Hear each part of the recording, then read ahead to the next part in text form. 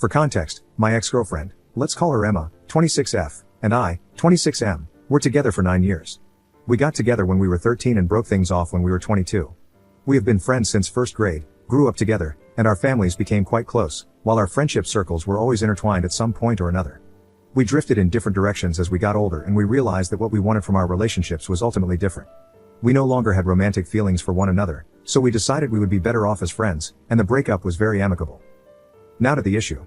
My fiancé, let's call her Sarah, 24F, and I have been together for almost 3 years. I proposed a few days ago, and we are set to be married this year. I was so happy when she said yes.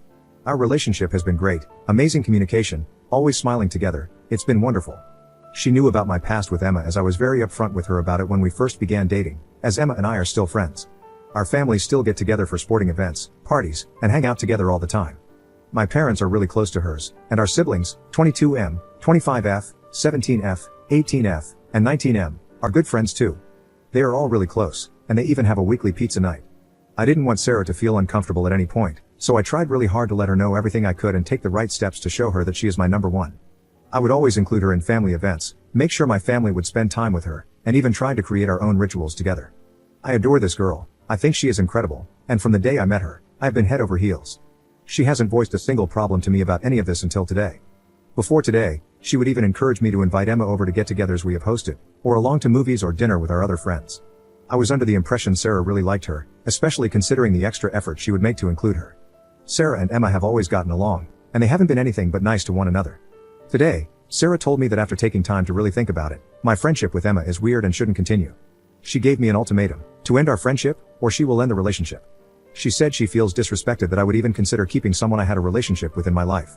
I couldn't get a single word in before she left to stay with a friend. I don't understand how any of this could happen. She seemed happy. This is meant to be a positive time in our relationship. She said nothing has happened between her, Emma, or our families. I don't know what to do. She has been blowing up my phone with texts, and I don't know what to say. I thought I did everything right. Emma and I are still friends, not overly close though, but we definitely don't cross any kind of boundaries together. We don't speak about anything inappropriate or do anything we should not.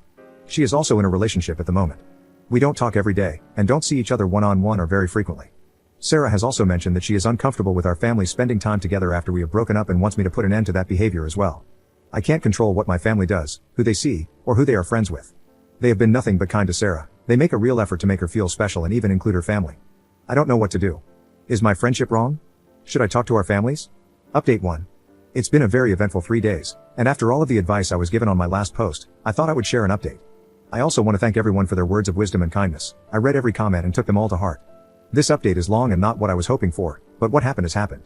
I couldn't get a hold of Sarah for 2 days. She wouldn't answer my calls or my messages. I'd left her a voicemail asking her to come home or to meet up somewhere for coffee so we could talk together, but it was never answered. I let her know I loved her, that she would always be first, but I heard nothing back. She's never been like this. If we had an issue, we would always talk it through. We even had a pact to never go to bed mad at one another, and we never have, but she didn't come home, she didn't even reply to me. At first, I thought she wanted some time to cool down, but it just kept getting later. I texted her, explaining I'd do whatever I could to show her how much she means to me. I explained the only reason I saw Emma was at gatherings for mutual friends or family friends that she tagged along to, or when Sarah invited her to events herself. I told her she didn't have to do that I didn't want it or need it, I only wanted her.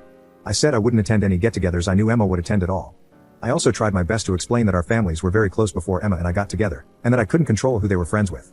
I did tell her we could talk, though, and that we could maybe come up with something together that would make her feel more comfortable. It took everything I had to not keep calling her to see if she was okay, but I didn't want to upset her further. I still hadn't heard from her by the afternoon of the next day. I tried to call her again, but it rang out.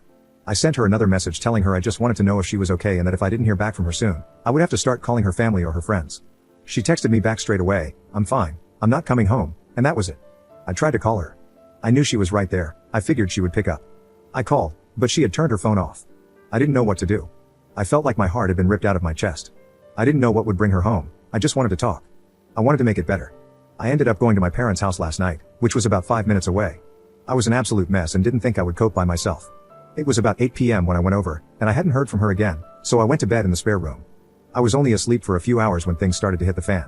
My phone was blowing up, and it was all Sarah. "Where are you? Did you run back to her?" I had no idea what she was talking about. I told her I was at my parents'. I told her I was coming home. I begged her to please just stay. I was fumbling, trying to get myself dressed and find my keys. It was about 2 in the morning. I kept dropping everything. I wanted to be gone. I was halfway out the door when it happened. She pulled up into the driveway and was absolutely livid when she got out of the car. She was screaming at me, yelling her head off, and no matter what I did, she wouldn't calm down. The street my parents live on is fairly echoey, and she was being loud. People started flicking their lights on, and our neighbors started to come out onto their porches. It was a big crap show. My parents came outside too, and my mother started to try to talk to her. They have always gotten along well, and she wasn't responding to me no matter how much I tried, but Sarah wasn't having it.